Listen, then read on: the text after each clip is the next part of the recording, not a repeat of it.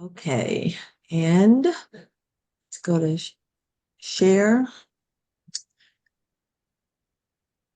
Well, okay. I was doing good until I had to do this. You got it. Um, okay, I think I'm just going to do screen and then here we go. Okay. Um, all right, there we go. Okay, everyone. I have decided to do my presentation on anxiety. And seems like how we started this, I'm not the only one that is feeling this way.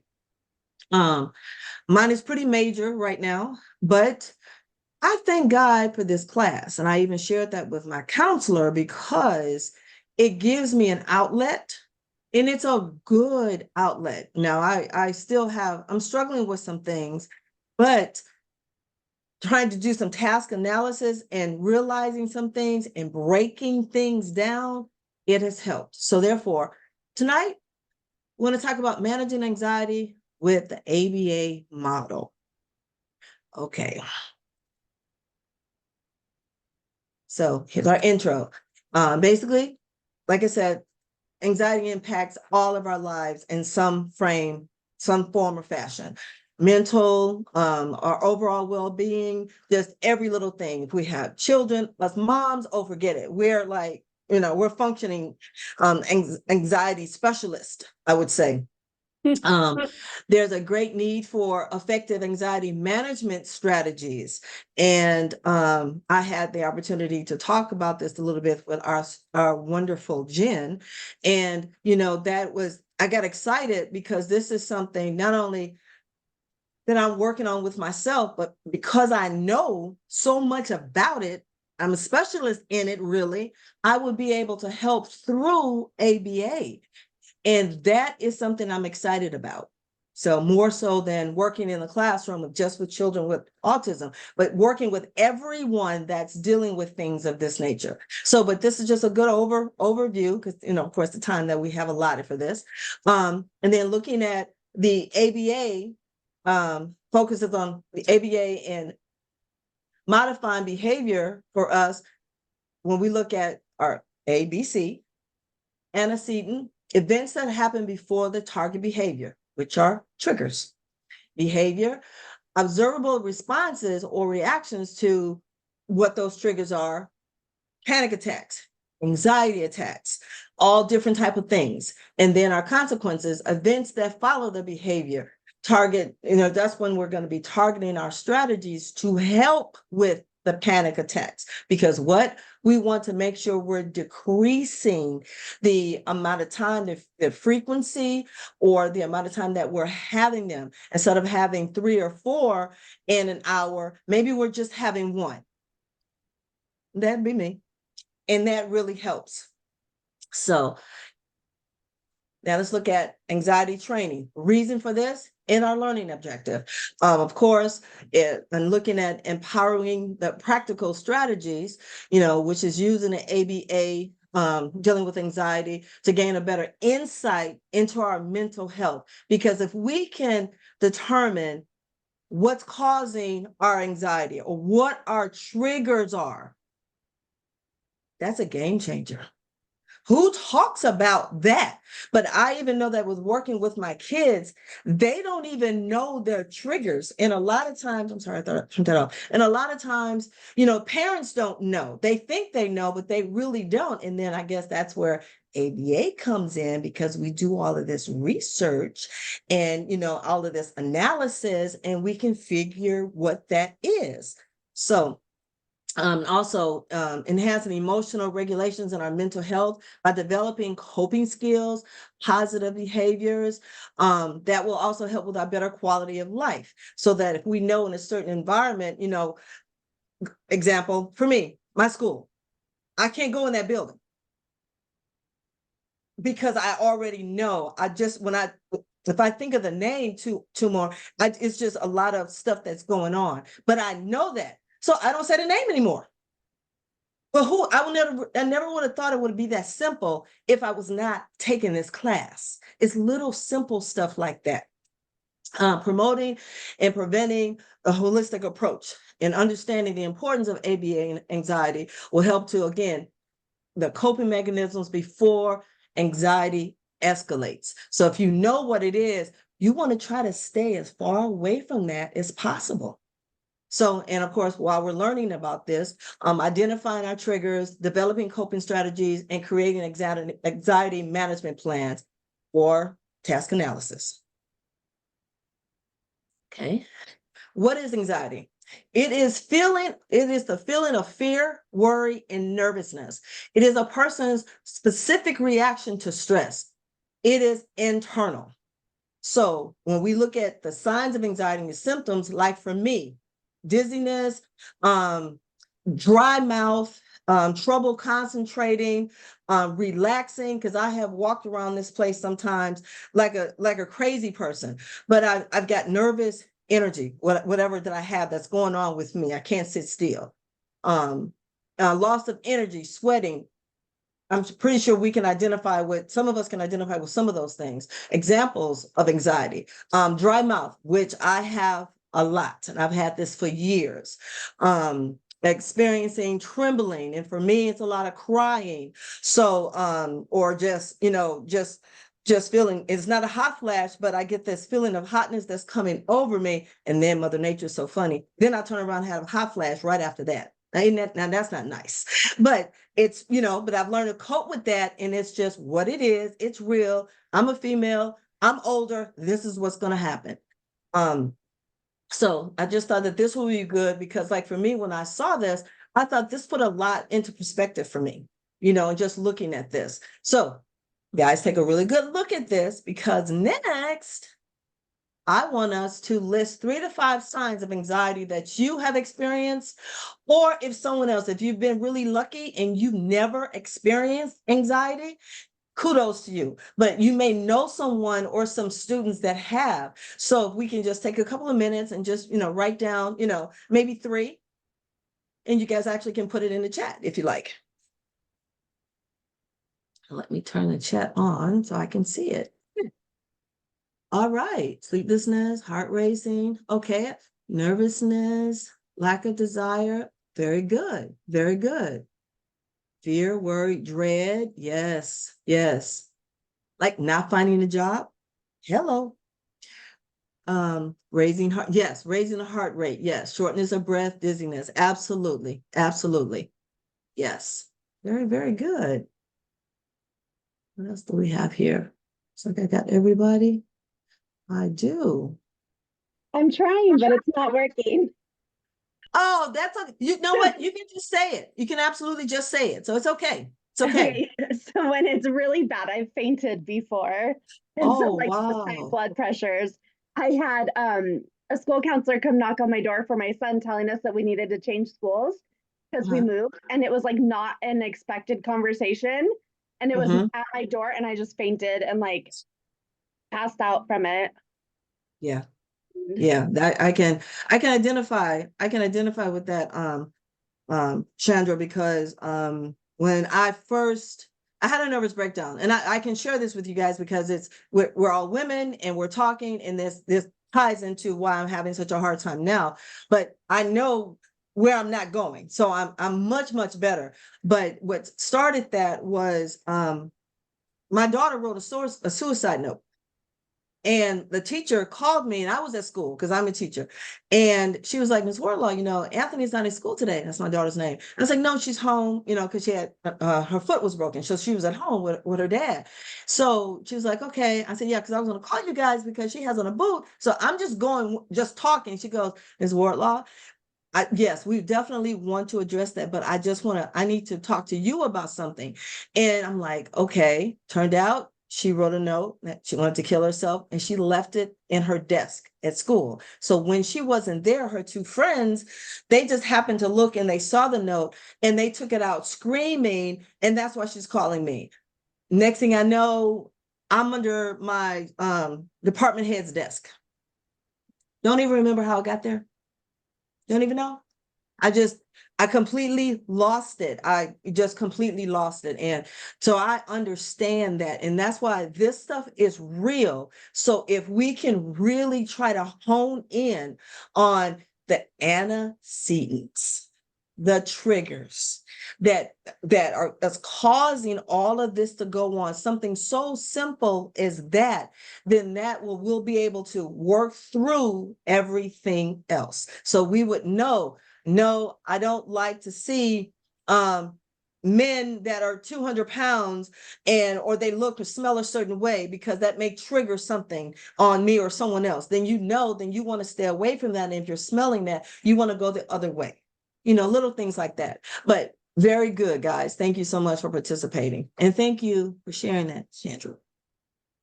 Okay, so let's close the chat.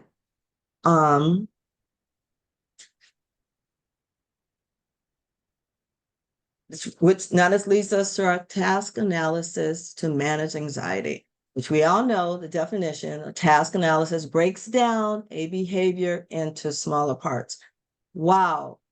Think about that in terms of anxiety. This, to me, this gives this definition life. It's like when you understand the Bible and then you really understand when it says it's living word, this is exactly what I saw as I start reading that and putting that in context, proper context to anxiety. That's exactly what it is, breaking down into smaller parts, manageable steps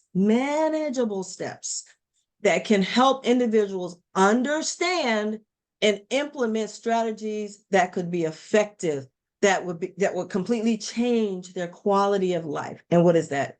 We work toward generalization, right? Woo! You look, I'm not that smart, y'all. Okay, Patty will tell you. And Jenny, I struggle with a lot of the terms. So I'm proud of myself that I'm making some connections here. So that's why this whole task analysis thing here, it works for me now because I really, really get it. Okay. Any questions at this point, guys? Okay. Now, we got a case story. Barbara is 57. Special ed teacher, worked in a demanding elementary school environment. She had experienced heightened levels of anxiety and stress due to an unsupportive and demanding first-year principal. So my teachers, you got a first-year principal that does know nothing about special ed, and then you've got life skills on top of that, forget it. They're as dumb as a doorknob. So, and that's what can make your life pretty miserable. I'm living proof of that. Barbara has identified the need to develop a personalized that will work for me, anxiety management plan. And this is what working with our wonderful supervisor, Ms. Jen, helped me to work through after just talking about a lot of things. And, first thing I do in the morning, I'm big with having my prayer time, my morning routines around that. So, and I added that because what I've noticed, if I skip that, my days are not as smooth as they would be. But until I start looking at that and putting this down on this little chart right here, I wouldn't have known that. So then I recognize signs of anxiety and stress. Again, so, okay, what is it, Barbara? What is it? It's because I saw my principal called. I missed the call and I'm just being real. I saw his name. I turned the phone over just in case somebody calls me again. I don't even want to look at it. So then I go to my favorite chair and I've got this nice little blanket, my Packers blanket, and I turn my fireplace on. No fire, guys. I'm in Texas. Okay. It was like 80 degrees today, but it's just the illusion. But that helps me just looking at those flames. It just brings me to a calmer place and sitting in that chair because it's a recliner. And then I can take my deep breaths.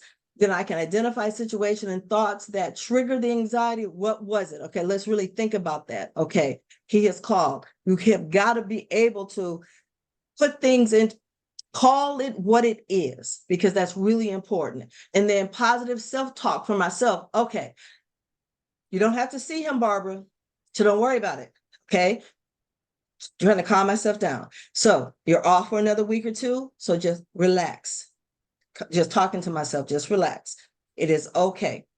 So, and then after I do that, and then I start looking at, when we go back, the rate of what the level was, and that's when we did the chart over to on the other side. From 8 to 10, that's really high. Everybody, you may have different things, but for me, those are the three things that I noticed that I would do. And if you notice, I talk a lot with my hands, and I notice my hand shakes because I talk with my hands, so I can tell when my hands are like really shaking. And then I will cry because I would get so mad, either so mad or I'm just so just the thought of everything that's going on, it will just make me cry, and then my heartbeat is like really racing. And that's when I know I have to sit down, and that chair works for me. It's better than me sitting in my office chair. That chair just helps me just sink into it and to relax. So, and then as we see, we got our next level, and then our final level that's at the bottom. And for some reason, I can't see it on mine, but you guys can see it. So, any questions on this? And guys, the hardest thing, believe it or not, was writing my own case story. I mean, because I already had the task analysis, because I have to do that, in our and what we do for our hours. But I was like, oh, I'm a case study. I need to come up with my own. That was so funny. That took me to this little paragraph took me. So I was like, wow. Okay. But so it makes sense. And also to make sure to put the right information in there too, which is why it's like working backwards, but fortunate for us, we would already have our case studies. So then we would be working down from that. So now our next fun thing that we're going to do, here is our case study. Sarah's journey is overcoming social anxiety and negative thoughts. Sarah, a 22-year-old college student, struggled with social anxiety and making friends. She is aware of her automated negative thoughts related to social interactions, such as everybody is judging me, or I always say the wrong things. We want to write a task analysis for this. So, at this point, for time, 2 or 3 steps, and you guys can put it in the chat or you can write it on paper. And you can share out, so just take a couple of moments. She's a 22, because remember at 22, we really didn't know a whole lot, right? 22-year-old college student struggling with social anxiety and making friends. And in college, that could be a lot, especially if you go to a really big school like UT or someplace like that. She is aware of her automatic negative thoughts, which is a good thing, related to social interactions, such as everyone is judging me, or I always say the wrong things. So let's just, take like 2 more minutes and write one. And if anybody finishes, please share. Check back on them.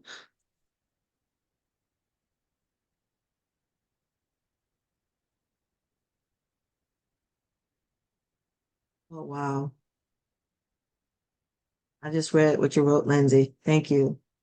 Yeah, it's very unfortunate, but that's very insensitive things. And we, as special ed teachers, we take our jobs extremely, especially in life skills and self-contained, we take our babies and our jobs really personal.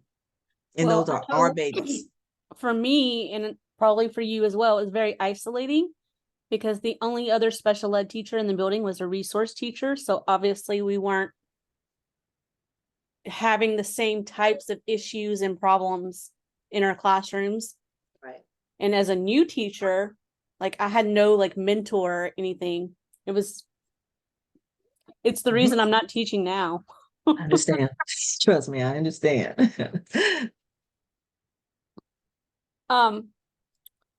About Sarah though, I did have some Yes. thoughts. Mm-hmm. I was just saying, whenever she enters in a new social situation, Mm-hmm. maybe she has a script already kind of planned out in her head of what she's going to say if someone speaks to her. I like that. And another thing that I've done with my kids that I've found that helps, they usually have their backpacks with them. So I've put all kinds of like little patches and things that they really like on their backpacks, and other kids will come up to them and be like, "Oh, I love Mario too. Oh, I love this." So like I like that. if she had things that people could come up and say, "Oh, that's my favorite book too. Oh, that's my favorite podcast." Whatever. Sometimes it's something really small that gives you just the confidence to keep going out there. So I like that, especially with confidence. You're absolutely right. That will help. I was just thinking having things that other people could approach her about common interests might help. Yeah.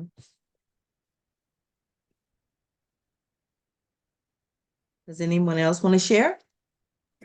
I was thinking using like behavioral skills training to create a routine sort of environment. Let's say like so she could practice skills like going to the cafeteria if that's a space where it creates anxiety. So she could go walk through, learn how to get her meal in the cafeteria, and therefore have verbal self-talk or language to kind of go through. And that way, it actually reminds me of a client who's 24 that I had to do similar social skills, but that's why. So we do grocery store skills. And that's one of the things we do is practice little like practicing with people who we do feel comfortable with, like the clerk that we know is not going to judge them, and then Right. expand off there. And I Okay. think, like Lindsay said, is having a script helps too. Having that pre-practiced, rehearsed role play script has helped as well. Absolutely. Very good. Very good. Okay. I was Anyone just, else want to share?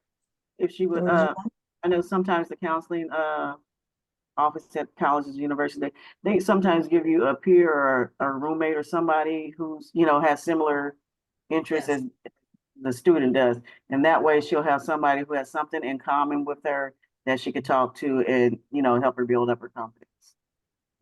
Very good. Very good, ladies. Okay. All of those suggestions were really great. And I think that, all of them and will work to help Sarah. Hopefully that I don't know if they have BCBAs on a college level, but that would be something really good to think about because they could definitely use it. Okay, let's move on. And our next one. Okay, we're gonna do something fun. I want you guys to do this. Breathe out. Breathe in. Hold. Breathe out.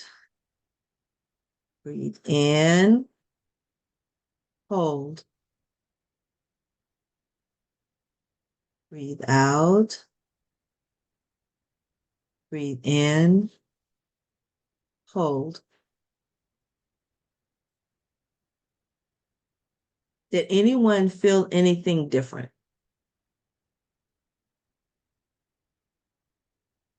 Besides out of breath. Huh? I said, besides out of breath. But Hard to hold my breath, right? right, but in doing this a couple of times, there's some type of chemical or something that goes on with our head. It's like supposedly it resets us, and putting our bodies back in line in order and just gives us a refreshing perspective in just a short amount of time. So I just thought this would be good to, just share with you guys. Isn't it cool? I stumbled on that.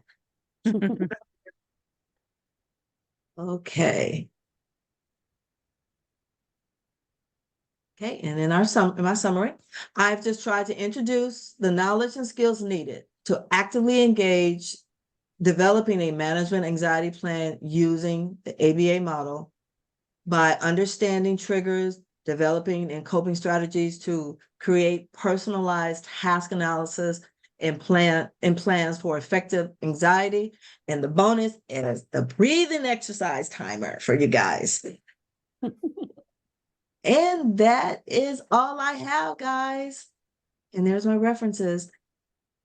Nice. Very nice, Barbara. Thank you. Thank you.